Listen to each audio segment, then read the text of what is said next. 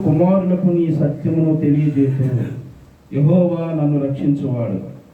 మన జీవిత దినములన్నీ యెహోవా మందిరములో తంతి వాయిద్యములు వాయింతుము.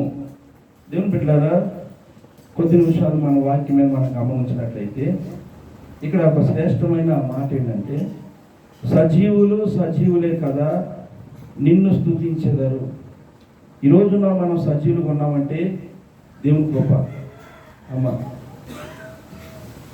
ఈరోజు ప్రభు మందిరంలో మనం కూర్చున్నామంటే ఆయన కృప. అవునంటారు కాదు? దేవుడు కానివ్వండి, చిన్నవారు కానివ్వండి, స్నేహితులు కానివ్వండి, ఎన్నెన్నో రకాలుగా అగచాట్లు పడుతూ ఇబ్బందులు పడుతూ కొంతమంది వేదన గురవుతూ ఉండగా మనం గొప్పవారు కాదు, కానీ దేవుడు ఉచితమైన కృప, ఆయన మహాసంకల్పం బట్టి మరొకసారి సజీవ లెక్కలో ప్రభు మనల్ని నిలబెట్టారు. అందుని బట్టి మనం దేవుడిని ఎంతగానో స్తుతించాలి, కొనియాడాలి, ఆయన నామాన్ని గణపరచాలి. కాబట్టి ఈ మాట ఎవరు మాట్లాడుతున్నారంటే హిజ్కియా రాజు గారు మాట్లాడుతున్న ఒక శ్రేష్టమైన మాట. సజీవులు సజీవులే కదా నిన్ను స్తుతించెదరు. దేవుని బిడ్డలారా, ఒక చనిపోయిన వ్యక్తి దేవునికి కృతజ్ఞత తెలియజేయలేడు. మొన్నైనది మనులోకి వెళ్ళిపోతే లేదా మట్టిలోకి వెళ్ళిపోతే మనం ప్రభువుని పిలవడానికి కూడా అవకాశం అవును కదా. నాయన తండ్రి మమ్మల్ని రక్షించు, మమ్మల్ని కాపాడు, మా జీవితంలో ఉంది, మా పరిస్థితిలో ఉందని చెప్పుకునే అవకాశం కూడా మనకి ఉండదండి. అవును కదా. దేవుడు మనల్ని ప్రేమించాడు, ఈ ప్రాంతాన్ని ప్రేమించాడు, ఈ సంఘాన్ని ప్రేమించాడు, ఇక్కడ ఉన్న మన అందరినీ ప్రేమించాడు. ప్రేమించి మీరు అనుకోవచ్చు అక్కడ కుదరలో 3 రోజులు జరిగినాయి, ఇక్కడ కూడా 3 రోజులు పెడితే అయిపోతుందని మీరు అనుకుంటున్నారు. కాదు. ఈ గ్రామాన్ని ఎంతో ప్రేమించి ఇక్కడ ఉన్న ప్రజలను ప్రేమించి దేవుడు తన సువార్త వినిపించాలని ఒక సదుద్దేశంతో మనందరిని సజీవులుగా ఉంచారు. ఏం బిడ్డలారా, అందుకే కీర్తనకారుడు అంటాడు, నా ప్రాణమా యెహోవాను సన్నుతించుము, నా అంతరంగమునున్న సమస్తమా ఆయన పరిశుద్ధ నామమును సన్నుతించుము. అవునా? మరొక వ్యక్తి అయితే, నా ప్రాణమా తినుము త్రాగుము సుఖించుము, ఇగో నీకు ఎంతో విస్తారమైనటువంటి ఆస్తిని సమకూర్చాను. అప్పుడు స్వరం వచ్చింది, ఏమని? వెలివాడా, ఈ రాత్రి నీ ప్రాణాన్ని చూశాడా? ఈ ప్రాణము ఈ దేహంలో ప్రాణం అంది కాదు. ఈ దేహంలో ఈ ప్రాణం ఉన్నంత వరకు కోపాలు, ఈ దేహంలో ఈ ప్రాణం ఉన్నంత వరకు ఆప్యాయతలు, అనురాగాలు, భార్యాభర్తల అనుబంధాలు, పిల్లలు, ఎన్నెన్నో. అవునా కదా. కానీ ఒక్క నిమిషం మనలో ఈ దేహంలో ఉన్న ఈ ప్రాణం కొద్దిగా సైడ్ అయిపోతే మనం పట్టించుకున్న నాదుడే ఎక్కడ పడేస్తారు, తీసుకెళ్ళి ఒక వాకిట బయటపడండి, కొంచెంసేపు పెడితే తీసుకెళ్ళినట్లు. నా ప్రియమైన దేవుని బిడ్డలారా, సజీవులు సజీవులే కదా నిన్ను స్తుతించారు. అందుకని మనం ఏం చేయాలంటే మోకలు ఇచ్చినప్పుడు దేవానికి వందనాలు అయ్యా, ఈరోజు చూసే భాగ్యం ఇచ్చావు, మాకు ఆరోగ్యం ఇచ్చావు, నెమ్మది ఇచ్చావు అయ్యా, నీ నామాలు ఉచ్చరించే కృపనిచ్చావు ప్రభు అని మనం కృతజ్ఞతతో దేవుని వేడుకోవాలండి. నువ్వు ఎలాంటి వ్యక్తులైనా సరే, ఎలాంటి పరిస్థితుల్లో ఉన్నా సరే, దేవుడు అంటాడు, వాక్యం అంటుంది, నువ్వు సజీవులు లెక్కలో దేవుడు ఇచ్చినందుకు నువ్వు దేవుని స్తుతించాలి. ఈ దినమున నేను సజీవులై నిన్ను స్తుతించుతున్నాను, తండ్రులు కుమారులకు నీ సత్యమును తెలియజేయు. ఎవరైతే సజీవులుగా ఉన్నారో వారు చేయవలసిన పని ఏంటంటే మీ పిల్లలకు సత్యమును తెలియజేయాలి. ఈ రోజున ఈ కోటాల ద్వారా, ఈ 3 రోజుల కోటాల ద్వారా సత్యాన్ని తెలియజేయడానికి ఈ గ్రామంలో ఉన్న పిల్లలు, దేవుడు మనకు తండ్రి అయితే మనందరం ఆయన పిల్లలు, సేవకుడు తండ్రి అయితే ఉన్న వాళ్ళందరూ పిల్లలు, ఈ పిల్లలకు ఈ గ్రామస్తులకు సత్యాన్ని తెలియజేయాలని దేవుడు ఆకాంక్షిస్తున్నాడు. అలాగే యెహోవా నన్ను రక్షించేవాడు, మనం రక్షించినందుకు దేవుని స్తుతిస్తున్నాడు. అయితే దేవుని బిడ్డలారా, హిజ్కియా పరిస్థితి ఏంటో, ఎందుకు ఆయన అలాంటి ప్రార్థన చేశారో మనం కొద్ది నిమిషాలు ధ్యానం చేసుకున్నట్లయితే 38వ అధ్యాయము 1వ వచనం నుంచి నేను చదువుతున్నాను.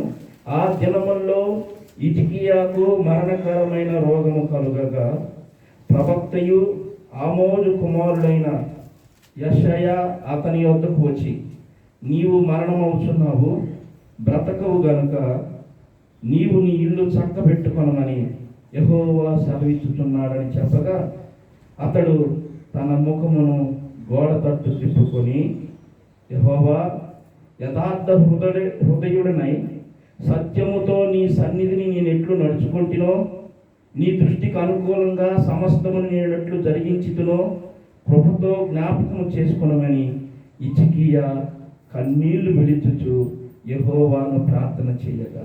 దేవుని బిడ్డలారా, హిజ్కియాకు ఒక భయంకరమైనటువంటి మరణకరమైన రోగం వచ్చింది, అంటే వ్యాధి వచ్చింది. అలాంటి సమయంలో దేవుడి దగ్గర నుంచి ఒక మాట వచ్చింది ప్రవక్త అయిన యెషయా దగ్గరికి. ఆయన వెళ్ళాడు, రాజుగారి దగ్గరికి వెళ్ళాడు. హిజ్కియా గారు మంచం మీద పడుకుని ఉన్నారు. వెళ్ళి చెప్తున్నాడు, అయ్యా ఇక నీ ఇల్లు చక్కబెట్టేసుకో, అయిపోయింది నీ పని, నీళ్ళు చక్కబెట్టుకో, నువ్వు బ్రతకవు, నువ్వు చనిపోతావు అని చెప్పేసి ఆయన ఆ మాట చెప్పి బయటకు వచ్చేసి సమయంలో ఆయన చేస్తున్న ఒక శ్రేష్టమైన ప్రార్థన ఏంటంటే, అతడు తన ముఖమును గోడ తట్టు తిప్పుకొని ఒక శ్రేష్టమైన ప్రార్థన తన జీవితంలో చేస్తూ ఉన్నాడు.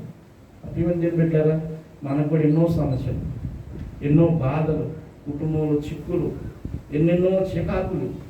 ఈ జీవిత ప్రయాణంలో ఒక్కోసారి ఎందుకు బ్రతుకుతున్నాం, ఏంటి నా పరిస్థితి, ఏంటి లైఫ్ నా జీవితం అని ఎన్నెన్నో సార్లు సతమతమైపోతున్నటువంటి పరిస్థితుల్లో హిజ్కియా కుంగిపోలేదండి. నువ్వు చచ్చిపోతావంటే సహజంగా ఆ మాటే, ఉదాహరణకి మనం ఉన్నప్పుడు దేవుడి మాటే వచ్చిందనుకో, నువ్వు చచ్చిపోతావు నాయన, ఇంకా పెద్దోడా చిన్నోడా అందరు రండి, ఇగో నీకెంత దాశ, ఆ ఎకరం పొలం నువ్వు చూసుకో, చిన్నోడా నువ్వు అరెకరం పొలం చూసుకో, ఎన్ని సన్మాయిస్తాం, అందరికి బాధ్యత చెప్తాం, రేపు పొద్దున్న అయ్యే వాటికి చనిపోతానికి బెంగ వస్తుంది. కానీ హిజ్కియా కృంగిపోలేదు, హిజ్కియా ఏమాత్రం కూడా నిరాశ చెందలేదు. ఆ మాట విని ఎంతనే గోడ తట్టు తన ముఖము తిప్పుకొని ఒక శ్రేష్టమైన ప్రార్థన, యథార్థ హృదయుడనై సత్యముతో నీ సన్నిధిలో నేనెట్లు నడుచుకుంటునో. దేవుని బిడ్డలారా, దేవుని మందిరానికి కొరకు హిజ్కియా చేసిన ప్రార్థన చిన్నదైనప్పటికీ కూడా దాంట్లో ఎంతో డెప్త్ ఉంది. ఆయన చేసిన ప్రార్థన దేవుడు కదిలించింది. ఈరోజు వాక్యం వింటున్నటువంటి దేవుని బిడ్డలారా, సజీవుడైన నీవు చేయవలసిన ప్రార్థన, నీకు వచ్చిన సమస్య నీ ముందుంటే, నీకంటే ఆ సమస్య ఎంత పెద్దదైనప్పటికి కూడా నువ్వు కుంగిపోయిన అవసరం లేదు. దేవుడు నీ ప్రార్థన ఆలపించేవాడు, దేవుడు నీకు సహాయం చేసేవాడు. గొలియాతు అంతెత్తున్నాడు, గొలియాతు ఆజానుబాహుడు,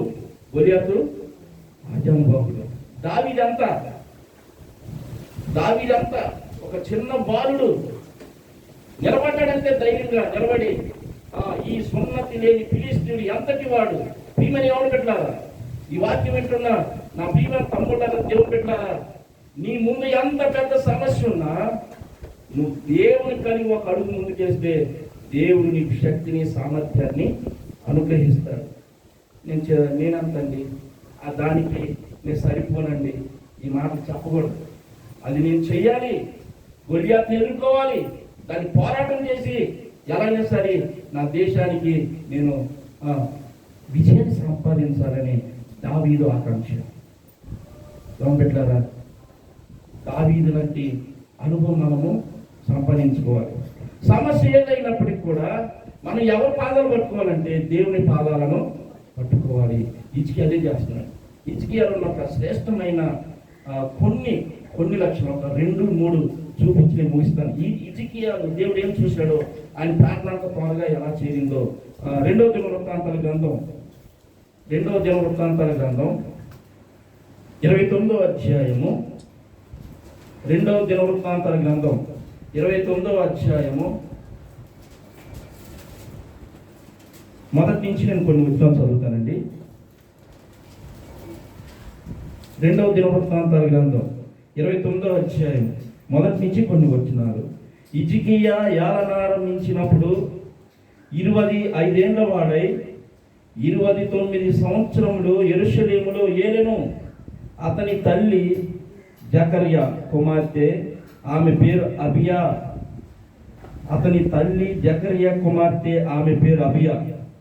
అతడు తన పితరుడగు దావీదు చర్యంతటి ప్రకారము యెహోవా దృష్టికి యథార్థంగా ప్రవర్తించెను. ఏమంటారు? 3వ వచనం. అతడు తన ఏలుబడి యందు మొదటి సంవత్సరము మొదటి నెలను యెహోవా మందిరపు తలుపులను తెరిచి వాటిని బాగు చేసి, రాజైన తర్వాత హిజ్కియా రాజైన తర్వాత ఆయన చేసినటువంటి ఒక ప్రాముఖ్యమైన పని ఏంటో తెలుసా? హిజ్కియా మరణకరమైన రోగం వచ్చి నువ్వు చచ్చిపోతావు, బ్రతకమని భయంకరమైన మాట ఆయన చెవులో పడినప్పుడు కన్నీటితో ఆయన గోడ తట్టి ప్రార్థన చేస్తుంటే, ఆ ప్రార్థన అంత త్వరగా వెళ్ళిపోవడానికి ప్రధానమైన కారణం ఏంటంటే, ఆయన రాజు అయిన తర్వాత ఆయన చేసిన మొదటి పని అంటే మందిరాన్ని బాగు చేశాడు. అమ్మ, మందిరాన్ని బాగు చేశాడు. మీలో ఎంతమందికి మందిరం అంటే ఆసక్తి ఉంది? మందిరం గురించి అంతవరకు మీరు శ్రద్ధ తీసుకుంటున్నారు? ఇహలోక సంబంధమైన మందిరం, ఆధ్యాత్మికమైన మందిరం. అభిమందిరం పెట్టారా? ఆ మందిరానికి మా దగ్గరికి అంటే పోలీసు బ్రదర్ వస్తూ ఉంటారు, అంటే ఆయన వేరే సేవ చేస్తూ ఉన్నారు. ఇప్పుడు మా దగ్గరికి వచ్చి ఆ మాట ఈ మాట మాట్లాడుతూ ఉంటారు. ఆయన చెప్పిన సాక్ష్యం ఏంటంటే, అయ్యా నేను ఈ పోలీస్ జాబ్ చేస్తున్నానంటే కేవలము నేను ప్రతిరోజు మందిరానికి వెళ్ళిపోయేవాడిని, మందిరం అంతా ఊడ్చేసేవాడిని, మందిరంలో షాపులు వేసేవాడిని, షాపులు ఎక్కడ బయట అవుతుందంటే బ్యాగ్ తీసుకుని ఆయనంట వెళ్ళిపోయేవాడిని అయ్యా. ఒక్కొక్కసారి అయితే ఆయన బూట్లు కూడా నేను చూసేసేవాడిని అయ్యా. ఈరోజు నేను ఈ పోలీస్ జాబ్ నేను ఇంటర్ తప్పాను, ఫతేహాబాద్లో ఆ డిపార్ట్మెంట్లో నేను జాబ్ చేస్తానంటే ఆ దేవుని కృప. మందిరాన్ని బాగు చేశాడు హిజ్కియా. ఈ మందిరం ఎవరిది? ఈ మందిరం దేవునిది. ఈ మందిరం చేసే చిన్న పని అయినా మనం ఏం సిగ్గుపడవసరం? సిగ్గుపడాలా? మందిరం ఓడడానికి సిగ్గుపడాలా? మందిరం కొరకు మీరేం చేస్తారు? హిజ్కియా రాజు, నేను రాజు అయ్యాను కదా, నా శత్రువులు ఎవరు, నేను ఏ రాజ్యం మీద ఎంత బలం ఉంది, నా సైన్యం ఎంత, నా బలం ఎంత లెక్కలేదండి. ఆయన చేసిన ప్రధానమైన పని ఏంటంటే, ఆయన యాగం ఆరంభించినప్పుడు యెహోవా మందిరపులు తెరిచి వాటిని బాగు చేశాడు. ఉందా మందిరం మీద శ్రద్ధ? మందిరాన్ని ప్రతిరోజు ఎవరైనా చూస్తున్నారా? ఈ మందిరం అడుగుతున్నా, అమ్మ రాము గారు, ఇస్సాక్ గారు ఈ మందిరానికి వచ్చేవారు, రావణన్నా ఉంటున్నారండి? లేదుగా, మీరు ఉంటున్నారా? మరి మీరు ఓడవట్లేదా? బుధవారం శనివారేనా? కాదు. మీకు అవకాశం ఉన్నప్పుడల్లా మందిరం దగ్గర రండి. ఇది ప్రార్థన. అనేక మందికి నా మందిరము సమస్త జనులకు ప్రార్థనా మందిరం. మందిరం విషయంలో మీ శ్రద్ధ తీసుకుంటే దేవుడు మీ నిమిత్తం శ్రద్ధ తీసుకుంటాడు తప్పకుండా. అలాగే ఆయన చేసిన మొదటి పని, యెహోవా మందిరపు తలుపులు తెరిచి వాటిని బాగు చేసిన. రెండవ మందిరము హృదయమే దేవుని. ఈ హృదయాన్ని ఎవరైతే వాక్యమే, ఆ హృదయం అనే తలుపుని తెరిచి వాక్యాన్ని లోపల నింపుకొని ఎవరైతే బాగు చేసుకుంటారో, ఎవరైతే శుద్ధి చేసుకుంటారో, వారి ప్రార్థన దేవుని దగ్గరికి వెళ్తుంది. ఒకటి భూ సంబంధమైన మందిరం, రెండోది ఆత్మ సంబంధంగా మన హృదయం అనే మందిరాన్ని ఎప్పుడు కూడా శుద్ధీకరించుకుంటూ ఉండాలి, కడుగుతూ ఉండాలి, సరి చేసుకుంటూ ఉండాలి. వాక్యం విని వాక్యాన్ని అలాగే విడిచిపెట్టడం కాదు. ఈ వాక్యం ద్వారా దేవుడు నాకు హెచ్చరికలు ఇచ్చాడు, నేను సరి చేసుకోవాలి, నేను సరిదిద్దుకోవాలని ఆ మనసు మనలో ఉన్నప్పుడు దేవుడు నీకు వచ్చే ప్రతి పరిస్థితులు కూడా నువ్వు దేవుని వైపు నిలిచి ప్రార్థన చేస్తే దేవుడు తప్పకుండా నీ ప్రార్థన వింటారు. చూడండి, అక్కడ తల్లి పేరు రాశారు. అతని తల్లి జకరియా కుమార్తె, ఆమె పేరు అబియా. తల్లి తన కుమారుడైన హిజ్కియాకి మందిరం మీద ఆసక్తి నేర్పించింది. అమ్మ, ఆయన రాజైన తర్వాత రాజ్యాల మీద దృష్టి పెట్టలేదు, మందిరం మీద దృష్టి పెట్టాడంటే ఆ తల్లి ఎంత మందిరం మీద ఆసక్తి కలిగి మీరు ఆలోచించాలి. తల్లికి లేని ఆశ, తండ్రికి లేని ఆశ కుమారుడికి ఎలా వస్తుంది? వచ్చిందా? చాలా కష్టమైపోతుంది. ఎక్కడో దేవుడు అనుగ్రహం ఉంటే తప్ప, ఒకరిద్దరు దేవుడు ఎన్నిక చేసుకుని ఏర్పాటు చేసుకున్నాం తప్ప, తల్లికి తండ్రికి ఏ ఆసక్తి అయితే ఉందో ఆమె కూడా, అబియా కూడా, నాయన దేవుని మందిరము నువ్వు శ్రద్ధ తీసుకో, నేను ఇలాగ దేవుని మందిరం కొరకు ఎంతో ప్రయాసపడ్డాను, ఎంతో నేను ఇచ్చేసానయ్యా, నీవు కూడా మందిరం అని చిన్నప్పటి నుంచి నేర్పించుంటుంది. మందిరం మీరు ఏంటో చెప్పుకుంటుంది. మందిరం గురించి అందుకని మనం సజీవులే కదా స్థుతించెదరు అని మాట్లాడుతూ కిందకు వచ్చి అంటాడు, మా జీవిత కాలం అంతయు యెహోవా మందిరంలో. చూడండి ఆ మాట ఒకసారి యెషయా గ్రంథంలో 38 అధ్యాయం 20 వచనము, మన జీవిత దినములన్నీయు యెహోవా మందిరములో తంతి వాయిద్యములు వాయింతుము. చూసారా? కట్టేసి సైలెంట్ అని పెట్టేసి. దేవుడు పెట్టారా? తల్లి ఏది నేర్పిద్దు, తండ్రి ఏమి చెబుతాడో అదే బిడ్డల్లో నాటుకుంటుంది. మీరు ఆసక్తి పనులైతే మందిరం అంటే మీరు మందిరంలో ఆసక్తి కలిగి ఉంటే, మందిరాన్ని శుభ్రం చేసే విషయంలో దీనత్వం కలిగి ఉంటే, మందిరం వల్ల మీరు ఎలాంటి ఆశ కలిగి ఉంటారు? నేను ఇల్లులో సేవ చేస్తాను, నేను చీపుట్టిన మా మందిరం కూర్చుతా, మొక్కలు నీళ్ళు పోస్తా, బయట ఉండే మొక్కలు, లోపల ఉన్న మొక్కలకి ఉదయం లేచి ఎవరు రాలేదా మందిరం గుర్చేసేస్తాను. మా భీమన్ దేవుడు పెట్టలేదు. దేనికి మనం దేవుడు అంటున్నాడు, హిజ్కియా ఆ ప్రార్థనతో త్వరగా చేరడానికి అబియా ఎంతో కుమారుడు నేర్పించింది, మరి మనమే నేర్పిస్తున్నామండి. తండ్రులు తమ కుమారుడు సత్యమును తెలియజేస్తారు. మీరే సత్యం తెలియజేస్తారు. ఈరోజు వాక్యం వింటున్నా మీరు, తండ్రిగా మీకు బాధ్యత ఉంది, తల్లిగా మీకు బాధ్యత ఉంది. మీ పిల్లలకు ఏ సత్యాన్ని తెలియజేస్తున్నా ఒకసారి మీరు ఆలోచించండి. అబియా అయితే హిజ్కియా రాజైన తర్వాత మందిరం మీద దృష్టి పెట్టాడంటే మందిరం గురించి చెప్పింది, మందిరం విలువేంటో చెప్పింది. మోషే పెద్దవాడైనాక ఫరో కుమారుడు అనిపించుకున్నట్టు కంటే దేవుని ప్రజలతో నింద అనుభవించడం మేలని బయటకు వచ్చేసాడు, శ్రమలు అనుభవించాడు. దానికి కారణం ఏంటో తెలుసా? తన తల్లి అయిన ఆవిడ ఎంతో కుమారుడికి సత్యాన్ని తెలియజేసింది. కుమారుడా, మన పరిస్థితి, మన ఇలాంటి బానిసత్వంలో 430 సంవత్సరాలు మగ్గిపోయామయ్యా. ఇగో మన ప్రజలందరూ వెట్టి చాకిరీ చేస్తున్నారయ్యా. దేవుడు మన పక్షాన ఒకరోజు కానీ ఈయన నాయకుడు అయిపోతాడని తెలియదు, కానీ ప్రతిరోజు హితబోధ చేసేది. అందుకని మోషే అల్పకాల సుఖభోగములు అనుభవించడం కంటే దేవుని ప్రజలతో నింద అనుభవించడం. నా ప్రియమైన దేవుని బిడ్డలారా, అబియా తన కుమారుడికి మందిరం యొక్క విలువ చెప్పింది, మందిరం గురించి చక్కగా చెప్పింది. అందుకని ఆయన మొదటి ఏలుబడి మొదటి సంవత్సరమున మొదటి నెలను యెహోవా మందిరపు తలుపులు తెరిచి వాటిని బాగు చేసింది. రెండవది 29వ అధ్యాయము 4వ వచనం. యాజకులను లేవీయులను పిలువనప్పి తూర్పుగానున్న రాజ వీధిలో వారిని సమకూర్చి వారికి ఇలాగా ఆజ్ఞయించును, లేవీయులారా, నా మాట ఆలకించుడి.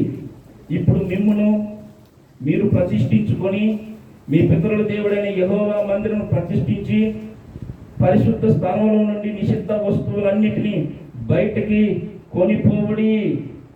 మన పితరులు ద్రోహులై మన దేవుడైన యెహోవా దృష్టికి చెడు నడతలు నడిచి ఆయనను విసర్జించి ఆయన నివాసమునకు పెడముఖము పెట్టుకొని వాటిని అలక్ష్యము చేసిరి. మరియు వారు మంటపం యొక్క ద్వారమును మూసివేసి దీపమును ఆర్పివేసి పరిశుద్ధ స్థలమందు ఇశ్రాయేలు దేవునికి ధూపం వేయకయు దహన బలులను అర్పింపకి ఉండిరి. దేవుని బిడ్డలారా, రెండవ స్టెప్ ఏంటంటే లేవీయులను వాళ్ళందరినీ పిలిచి అంటున్నాడు, అబ్బాయి, ఇదిగో మన పూర్వీకులు ఇలా చేశారు, దీపం ఆర్పేశారు, ప్రార్థన లేదు, ప్రార్థన దీపం నైవేద్యం లేదు, మందిరం నిత్యం ప్రార్థన జరగాలండి, ఎవరో ఒకరు వచ్చి ఆ దీపాన్ని వెలిగిస్తూ ఉండాలి, ఎవరో ఒకరు వచ్చి ప్రభు సన్నిధిలో మోకరించి ప్రార్థన చేస్తూ ప్రభు వైపు చేతులు చాపుతూ ఉండాలి. దేవుని మందిరంలో నిషిద్ధమైన వస్తువులను బయట తీసేయండి. మన పితరులు ఏం చేశారంటే దీపాన్ని ఆర్పేశారు. నా ప్రియమైన దేవుని బిడ్డలారా, పూర్వీకులు చూడండి, వారి వలె మనం నడవద్దు అనే రెండో హెచ్చరిక చేస్తా ఉన్నాడు. మన పూర్వీకులలాగా మందిరం తలుపు మూసేశారు, దీపం ఆర్పేశారు, నైవేద్యాలు లేవు, దేవుని మందిరం అంతా చీకమయం అయిపోయింది. ఇప్పుడు మనం ఏం చేయాలి తెలుసా? మందిరమును తెచ్చి బాగు చేయాలి. రెండవది, నిషిద్ధమైన వస్తువులు బయట పారేసేసి ఆ దీపాన్ని వెలిగించాలి. ఈ 3 రోజుల కోటాల్లో దేవుని బిడ్డలారా, ఈ 3 రోజుల కోటాలు మీరు ఏదో స్వల్పంగా తీసుకోవద్దు, స్వల్పంగా మీరు ఆలోచన చేయొద్దు. మీ పరిస్థితి ఏంటో, మీ స్థితి ఏంటో దేవుని మందిరంలో మీరు మోకరించి ప్రార్థన చేయగలిగితే, మీ స్థితి ఏంటో దేవుని దగ్గర చెప్పితే నిషిద్ధమైన వాటిని తీసేయండి. నీలేదో ఏ బలహీనత భయంకరంగా ఉందో ఆ బలహీనత మనంగా తీయలేం కాబట్టి ప్రభు పాదాల దగ్గర పడి ప్రభు ఇది నన్ను నిలబడి చేస్తున్నాయా, నీకు ఇలా ఉంది నా మనసు అని ప్రభు దగ్గర చెప్తే దానికి జయమిస్తారు. పూరికులు దీపం ఆపేశారు, పూరికులు నైవేద్యం అర్పించడం ఆపేశారు. ఇప్పుడు మనం ఏం చేయాలంటే దీపం వెలిగించాలి. ఆరిపోతుంది మన దీపం. దేవుని బిడ్డ, దీపం అంటే ఒక దీపం వెలగాలంటే ఏం కావాలి? ఒక దీపం వెలగాలంటే ఏం కావాలండి? నూనె కావాలండి. నూనె లేకపోతే దీపం వెలగదు. నూనె ఉందా? ప్రార్థన ఉందా? ప్రార్థన అనే నూనె లేకుండా ఈ దీపం వెలగదు. ఈ నిజామాబాద్లో సంఘం, ఈ సంఘంలో ప్రార్థన ఉందా? నిజంగా ప్రార్థన ఉంటే మీరు దీపంలా వెలుగుతూ అనేకులకి కాంతినిస్తారు. ఈ 3 రోజుల దినాల్లో మనం చేయవలసిన పని ఏంటంటే పగలల్లా మనం సరిదిద్దుకోవాలి. రాత్రిపూట గ్రామం కొరకు సువార్త వెదజల్లాలి. ఆ సువార్త అనేటటువంటి వెలుగు ప్రకాశించాలి. కొంతమంది అయినా ప్రభు దగ్గరికి వచ్చి ఒక్క కుటుంబమైన దేవుని పాదాలు పట్టుకొని సరైతే మన ఉద్యోగ కోటాలకి ఎంతో గొప్ప కోట్లు సంపాదించిన, అవునా కదా? కాబట్టి అలా ప్రయాసపడదాం, దీపాన్ని వెలిగిద్దాం. మన పూర్వీకులు చేసినట్టుగా కాక, మన తండ్రులు నడిచినట్టుగా కాక, మన తల్లులు నడిచినట్టుగా కాక, వాక్యం వింటున్న మీరు హిజ్కియా మరణకరమైన రోగం వచ్చినప్పుడు ఆయన చేసిన 2 ప్రాముఖ్యమైన పనులు చెప్పిన. ఒకటి, మందిరాన్ని బాగు చేశారు, అనగా బాహ్య సంబంధమైన మందిరాన్ని, ఉదయం అనే మందిరాన్ని. రెండవది, పూర్వీకులను గుర్తు చేశాడు. పూర్వీకులు ఎలా ఉన్నారు, మనం ఇలా ఉండద్దు, దీపం వెలిగిద్దాము, నైవేద్యాలు అర్పిద్దాము, ప్రభు కొరకు మనం నిలబడదామని చెప్పారు. కాబట్టి మరణకరమైన రోగం వచ్చిన దేవుడి దగ్గర వెళ్ళి యథార్థంగా నీ సన్నిధిలో నేను ఎక్కడ నడుచుకున్నానో నీకు తెలియదా ప్రభు? ఈరోజు నువ్వు అలాంటి ప్రార్థన చేయగలవా? ఇగోనయ్యా, నేను దేవుని మందిరం ఎంత ప్రయాసపడ్డానయ్యా, ఇగో ఈ దేవుని మందిరాన్ని ప్రతిరోజు వచ్చి నేను బూజు దులిపేశానయ్యా, ఇగో ఈ దేవుని మందిరంలో నేను ఈ పరిచర్య చేశానని చెప్పగలరా మీరు ఎవరైనా? దేవుని దగ్గర పరిచర్య చేసిన యెహోషువ పరిచర్య చేశాడు, మోషే దగ్గర నాయకుడయ్యాడు. ఎలీషా ఏలియా దగ్గర పరిచర్య చేశాడు. ఆ తర్వాత 14 అద్భుతాలు చేసి 2 ఆత్మ పొందుకున్నాడు. పరిచర్యలో గొప్ప ఆశీర్వాదం ఉంది. కాబట్టి మనం ప్రభు దగ్గరికి వెళ్ళి, ప్రభు ఇగో నా హృదయంలో నా పరిస్థితులు నేను ఇలా చేశానని యథార్థంగా ప్రార్థన చేస్తే దేవుడు నీ సమస్యను కూడా తీరుస్తాడు. మూలవచనం చదువుకుని ముగిద్దాం. 38వ యెషయా గ్రంథం 38వ అధ్యాయము 19వ వచనం. సజీవులే కదా నిన్ను స్తుతించెదరు, ఈ దినము నేను సజీవుడై నిన్ను స్తుతించుచున్నాను. తండ్రులు కుమారులకు నీ సత్యమును తెలియజేతురు, యెహోవా నన్ను రక్షించువాడు. మన జీవిత దినములనియు యెహోవా మందిరములో తంతి వాద్యములు వాయింతుము. దేవుని పెట్టారా, గొప్ప ఆ యొక్క వ్యాధి నుంచి స్వస్థత పొంది 15 సంవత్సరాలు సుమారుగా ఆయుష్ను పొందుకొని దేవుని స్తుతించడం ప్రారంభించారు. ప్రభా, నన్ను ఇలాగ రక్షించావు, ఈ వ్యాధి నుంచి కాపాడావని దేవుడి దగ్గరికి వెళ్ళి ఎంతో మాకు పెట్టుకున్నాడు, ఎంతో దేవుని స్తుతించాడు. ఆయన జీవితం గొప్ప అద్భుతాన్ని చూశాడు. మన జీవితం దేవుడు అద్భుతాలు చేయడం కదా, చక్కగా తప్పకుండా చేస్తాడు. అయితే దేవుని మందిరంలో నీ యథార్థత దేవుడు చూస్తాడు. యథార్థంగా నేను ఎట్లా నడుచుకున్నాను, ఈ మాట చాలండి. అసలు దేవుడు మనసు అలా కరిగిపోయిందంటే, నా మందిరం పట్టించుకున్నాడు ఆయన, నా మందిరం కొరకు ఎంత ప్రయాసపడ్డాడు ఆయన అని ఆయన అప్పటికే ఆయన మనసు అంతా కరిగిపోయాడు. నీ ప్రార్థన దేవుడు ఆలకించేవాడు, నీకు సహాయం చేసేవాడు. దేవుడి కొద్ది మాటలు దీవించుగాక. ప్రార్థన.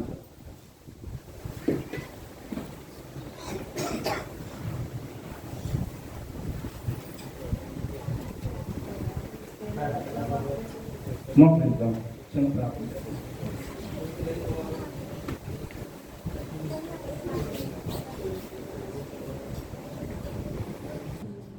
అలాంటి సమయంలో ఒక శ్రేష్టమైన ప్రార్థన దేవుని మనసును కరిగించేసింది, దేవుని మనసును కదిలించేసింది. దేవుడు అనుకున్న నిర్ణయాలు తారుమారైపోయినాయి. చిన్న ప్రార్థన, ఆయన మనసులో కలిగి ఉన్న భావాలన్నీ కూడా చల్లా చిరుశుద్ధుడా, పరిశుద్ధుడా, మీకు వందనాలు ఆయన. ఇగో ఈ గ్రామాన్ని మీరు ప్రేమించారు, నేను నమ్ముతున్నాను నాయన. ప్రాంతం నుంచి ఎంత దూరం వచ్చి ఈ ప్రాంతంలో సేవకులు లేక కాదు, సువార్త లేక కాదు, కానీ ఇంకా ఈ ప్రాంతానికి సత్యం అవసరమై ఉందని మీరు ప్రేరేపణ కలిగించారు తండ్రి. గొప్ప దేవ, ఈ ప్రాంతంలో ప్రయాసపడుతున్న నీ బిడ్డలందరినీ బలపరచు నాయన. ఆత్మలు ఇంకా బలవంతులుగా వచ్చి నా తండ్రి జరగబోతున్న 3 దినాల ఉజ్జీవ కూటాలు ఒక అగ్ని రగిలించబడాలి తండ్రి. మా ప్రయాసం వ్యర్థమైపోకూడదు నాయన. ఈ ప్రాంగణంలో ప్రతి ఒక్క వ్యక్తి ప్రార్థన సహకారం అందించే కృపను దయచేయండి. ఈరోజు హిజ్కియా భక్తుని మా ముందు మీరు నిలబెట్టారు. ఆ మరణాన్ని జయించగలిగాడంటే మందిర విషయాన్ని ఎంతో శ్రద్ధ తీసుకున్నారు. మందిరాన్ని బాగు చేశాడు. మందిరంలో ఎంతో ఆసక్తి కలిగి ఉన్నాడు. దావీదు మందిరంలో ఎంతో ఆసక్తి కలిగి ఉన్నారు. దేవా, మా బిడ్డలకు కూడా మందిరంలో ఆసక్తిని పుట్టించున్నాయి. నా మందిరంలో పరిచర్య చేయాలనే ఆలోచన ప్రతి ఒక్కరికి కలిగించున్నాయన. తండ్రి, నీ పాదాలు పట్టుకుని బ్రతులాడుకుంటున్నాం. ఆరిపోయిన దీపం వెలిగించబడాలి. ఆరిపోయిన ప్రార్థన మరలా రగిలించబడాలి నాయన. మారు మనసు పొందినప్పుడు ఉన్న ఆ ఉజ్జీవ జ్వాలలు మరలా మా హృదయంలో నిషిద్ధమైన వాటిని తొలగించుకొని మరలా నాయన దీనత్వాన్ని సంపాదించుకొని నీ పాదాలు పట్టుకుని పెరుగులాడే కృపను మా అందరికీ మీరు దయచేయాలి.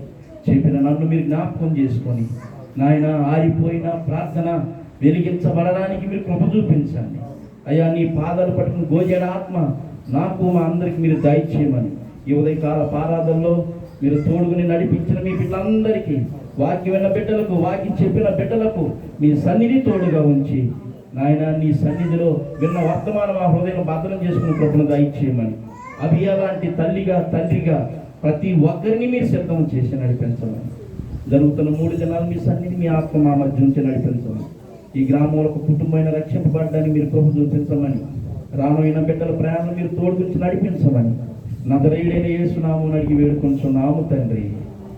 ఆమేన్.